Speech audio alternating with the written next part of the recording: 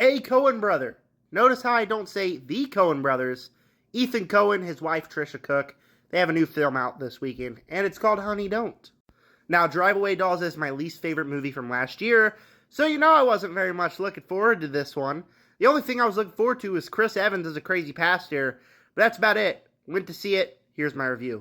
And if you're wondering why I don't have a full review on the channel, I'm a little sick right now, and I couldn't muster up the energy to film and edit. So you're getting this short one, and it's going to be posted on YouTube. Chris Evans, this man right here, is the only reason why I was excited for this movie, and he killed it. He was so funny. I laughed my ass off at numerous scenes that he was in. I thought he had all the charisma, all the energy. He's great in this movie, basically miles better than everybody else. Margaret Qualley, I like her as an actress. She's just okay in here, kind of bland. Same thing with Aubrey Plaza.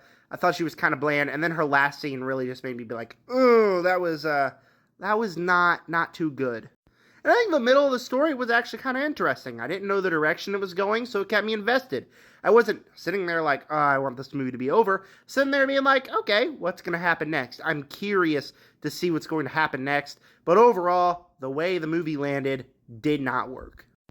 Overall, the direction of the story that they decided to go with did not work for me. It was not effective. Not only was the story boring when we actually figured out where they were going, the only scenes that I was actually really having fun with were the scenes that Chris Evans was in. But man, by the time we get to the end, it could not be a more predictable, dull, and useless way to end this story. By the time we get to the end, it's like, oh, who's the bad guy? It's exactly who you thought it would be, and it just doesn't work. Not only is the scene terrible because the way that a certain actress acts, in that scene was just god dang abysmal, but it doesn't work. I was fully uninvested from the end of the movie.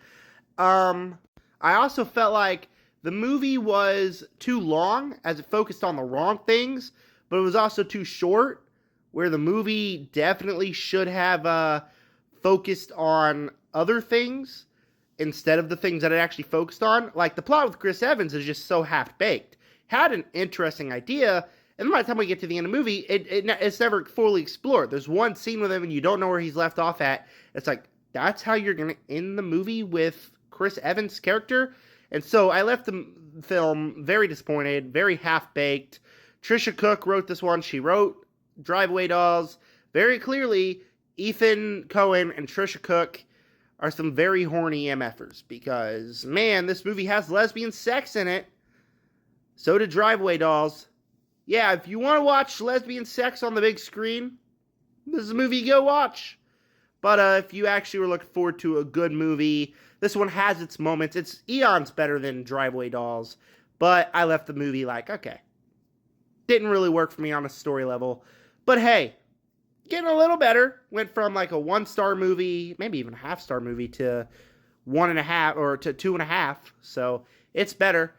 Drive Away Dolls, it's going to get a C- from me. And you can check it out on streaming if you want, just for a good time. But I wouldn't necessarily recommend it. There's better things to watch, but if you're interested, check it out on streaming.